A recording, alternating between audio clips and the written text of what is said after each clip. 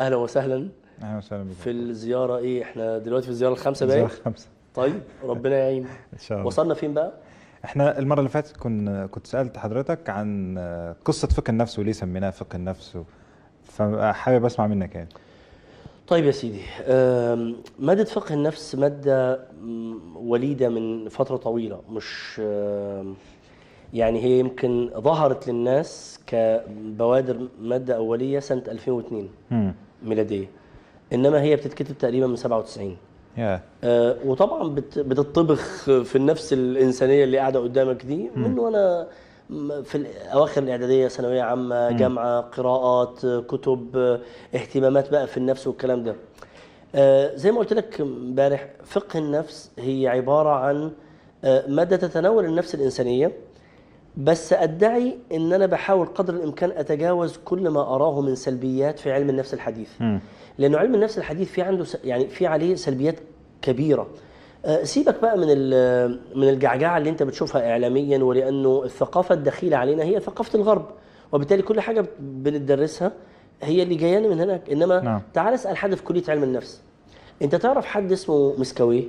تعرف حد اسمه أبو زيد البلخي؟ تعرف حد اسمه ميمون بن نافع مثلا؟ تعرف حد؟ مفيش. طب امال انت بتدرس ايه؟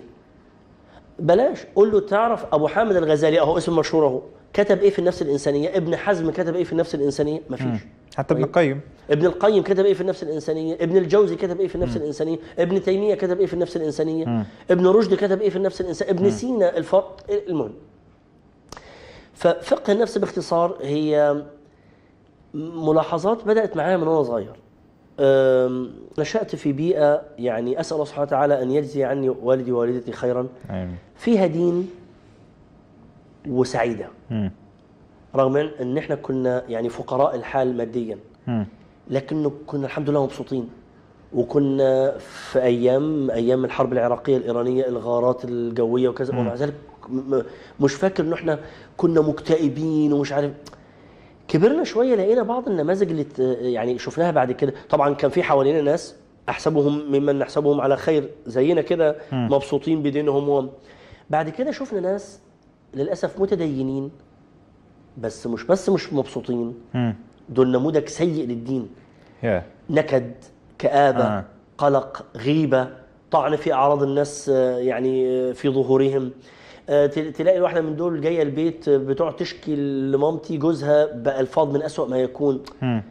طب وبتروح خطيب الجمعة الإسلام هو الحل، والإسلام مش عارف إيه، والصحابة فجت يعني فترة كده لا أخفيك بقى في عندي أسئلة كثيرة. هو إيه الصح؟ هو الإسلام. وبدأت أقرأ بقى.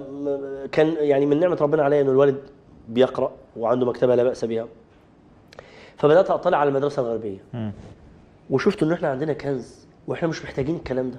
الناس دول يمكن ثقافتهم اضطرتهم لمدرسه زي فرويد، ولا مدرسه زي كارل يونغ، ولا مدرسه زي مثلا المدرسه الانسانيه كارل روجرز وشلته لحد ما العلاج ما.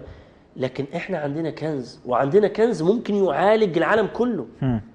بس كما قال رحمه الله يعني الشيخ الغزالي، قضيه رابحه جدا في يد محامي فاشل جدا. طيب، أو بضاعة رائجة جدا في يد تاجر للأسف سيء جدا، إلا من رحم الله.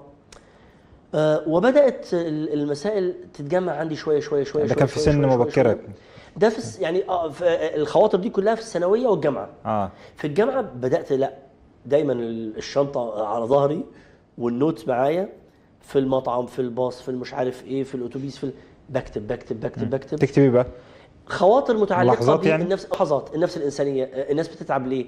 طب ايه علاقه ده؟ طب الايات دي بتحل الموضوع ده ازاي؟ طب طب الحادثه في السيره النبويه دي بتعالج المساله. بس ما كانش عندي لسه الجرأه ان انا اعلن الكلام ده. انت مين انت عشان تقول لا؟ يعني انت حيالله طالب يعني بتدرس طب وعلم نفس ومش عارف ايه. لحد ما اشتغلت. لما بدات اشتغل في العياده بدات اتلقى الحالات وبدات اجرب اللي عندي. فبدات ادي الناس روشتات نفسيه من منظور فقه النفس قبل ما تبقى كلمه فقه النفس عندي ناضجه. طيب، بدات الاحظ انه الناس الحمد لله بيستجيبوا وبيسالوا. الكلام ده ما سمعناهوش قبل كده. انت تبع مدرسه ايه؟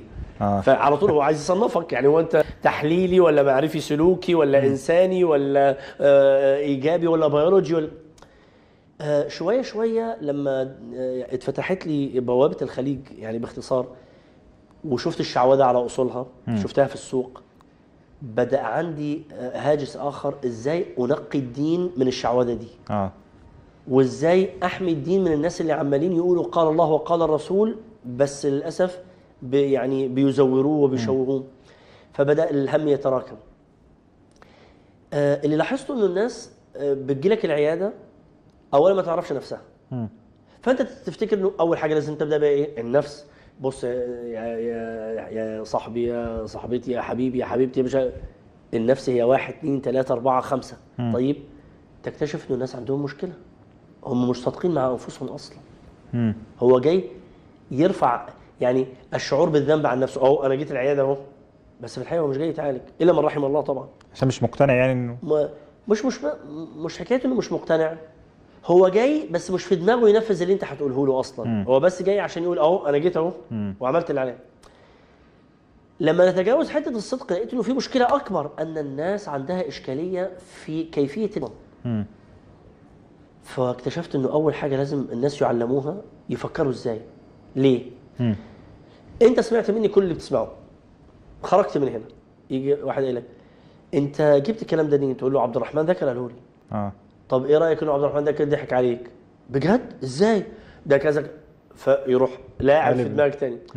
فالاصل اسلحك بطريقه ما يضحكش عليك لا مني ولا من غيري. صحيح. طيب وبعد كده بقى نقعد نقول طب تعالى بقى نعرف النفس هي ايه، وجبنا منين الجسد والروح والكلام ده. لكن تعرف انت بتفكر ازاي بكل بساطه، ممكن الكلام ده كله يتنسي في يوم وليله. طيب فمن هنا نشأت الثلاثيه. اقرأ كل ما يتعلق بازاي افكر وازاي اعقل وازاي اتعامل مع المدخلات اللي بتجيني من بره والى اخره. طب بعد الكلام ده كله اعمل ايه؟ اقرأ نفسك الاول ونفس. فجت اقرأ ثم ونفس. بعد ما نخلص الباكج، طب انا دلوقتي بعرف افكر ازاي، اعرف اعقل، ما بتخدعش في الاعلام، ببص على الاعلان التجاري اعرف ان هم عايزين يضحكوا عليا ان انا اشتري البتاعه دي، اعرف ان انا اقرا الخبر ده بطريقه، اعرف الى عرفت الكلام. بل اكتر من كده عرفت يعني ايه انه الدين ده هو الصح والدين ده باطل. ازاي افصل الحق من الباطل في الحاجات اللي بتتعرض عليا من افكار. كل ده من خلال ده كله من اقرأ. طيب بعد كده اخش على النفس. الباكج بتاع اقرأ ونفس خلصته. انا الاوان دلوقتي تتعلم ازاي تتعامل مع الاخرين من خلال تعارفه. فبنتكلم بقى في اللي تعارفه، تقبل الآخر غير المشروط، فقه الاختلاف، شوية فراسة، التحية، السلام، أدب الحوار، الجدال، المناظرة، الحجاج إلى آخره، لحد اختيار شريك الحياة والجواز والتربية. طيب الملاحظ إنه الكلمات دي كلها ما شاء الله كلمات شرعية، كأن أنا بسمع وعظ ديني. بالزبط. يعني أولا كلمة فقه النفس، اقرأ متاخده من القرآن ونفس ما سواها ولتعارفوا. هل المادة خليط مثلا من الوعظ طيب ده هيخلينا يعني شئنا ام ابينا نحرر مفردة الوعظ. طيب احنا بقى في عندنا شيء من النفور من اي حاجه لها علاقه بالدين. يقول لك ده بيوعظ.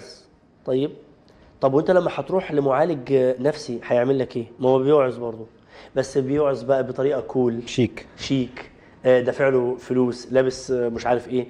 هو وعظ في الاخر. انما سيبك من كلمه الوعظ. الماده دينيه، ديني، الخلفيه بتاعتها دينيه، الاستمداد بتاعها ديني، النصوص بتاعتها دينيه، لكن بشرط مش يعني دينيه نتحول الى للاسف مشعوذين دينيين. هات لي الكوبايه بتاعتك عشان اقرا عليها، خليك انت في مكانك والمس الشاشه وانا ممكن اخرج الجن اللي جواك. ومش نحن نحترم عقولنا ونحترم العقل الذي انعم الله به علينا. وبالتالي الكلام لا يعني انه احنا لانه بنتكلم في حاجه دينيه ان تتحول الماده الى ماده دينيه تقليديه بالمعنى اللي بقى منفر عند الناس. بس بنفس الوقت ده لا يعني انه عشان الناس سمعه الدين عندهم مش كويسه البس لباس انا لا اؤمن به. الماده ياما اتعرض عليا من قنوات فضائيه ان انا اقدم الماده بشرط ان ازيل منها الجرعه الدينيه. رفضت الماده كده. يعني نقدر نقول مادة فقه النفس هي مادة نفسية مستمدة من الشرع أو مستندة إليه. هي مستندة إلى الدين، عشان كلمة الشرع يمكن أكثر. هو انا لا اتصور الماده النفسيه غير كده اصلا. يعني اصل اي ماده نفسيه، انت كانك بتقول لي دكتور يعني افهم منك انك انت بتحاول تورينا السمارت فون اتصنع ازاي، بس كنت تدرسنا المانيوال بتاع شركه ابل او هواوي. بقول لك هو في حاجه تانية غير كده؟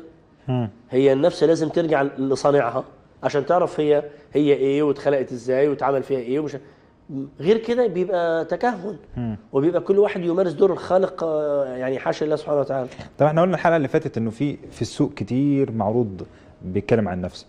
ايه الفرق بقى بين فقه النفس وبين المواد التانية المعروضه؟ اولا زي ما قلت لك يمكن قبل كده، في ناس ممن احسن الظن بهم عندهم مواد تقترب من ماده فقه النفس. يمكن مش بنفس الهيكليه، مش بنفس النموذج، لكن لا فيها تاصيل شرعي قوي، لكنها نتف، نماذج متعلقه بالغضب، الشعور، التعبير، مش عارف ايه، التربيه القياديه الى اخره.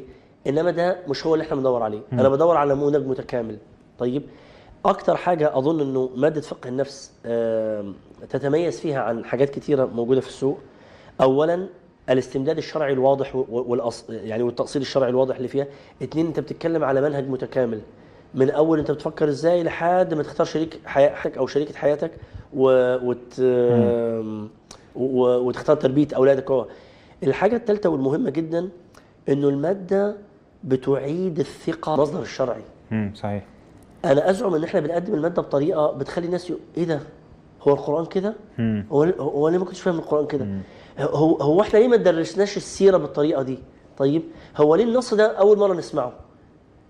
أنا أزعم إنه هو ده الاختلاف الجذري اللي موجود عن مواد تانية، لكن لا يعني إنه طبعا إنها لا تتقاطع مع مواد كتيرة. مثلا إحنا ممكن تلاقينا نتقاطع مع المدرسة التحليلية شوية، مع العلاج المعرفي السلوكي كتير، مع العلاج الإنساني كتير، لكن في الآخر هي مادة مستمدة مما نراه أنه هو الأصوب والأفضل يعني والحق بين قوسين، على امل ان تقدم للناس ما يسرهم دنيا واخره.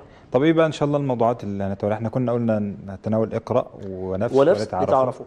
لا بس احنا عشان نبقى منصفين، احنا يا دوب في الزيارات اللي هتبقى متكرره في رمضان هنقدر نكمل اقرا ونفس، ونسلم الناس للعيد كده نقول لهم اقرا ونفس اهو، ورونا في العيد هتتعاملوا مع الناس ازاي.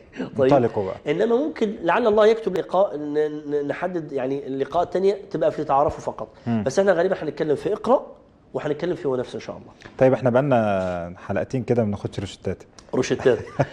روشتة النهارده ممكن نقول انها متعلقه في حاجه مهمه. انا عايز منك انك تكتب، لو انا قلت انه اقرا اولا ونفس ثانيا، اسال نفسك السؤال ده ونجاوبه بكره. هو ليه بدأنا في اقرأ ما بدأناش في النفس؟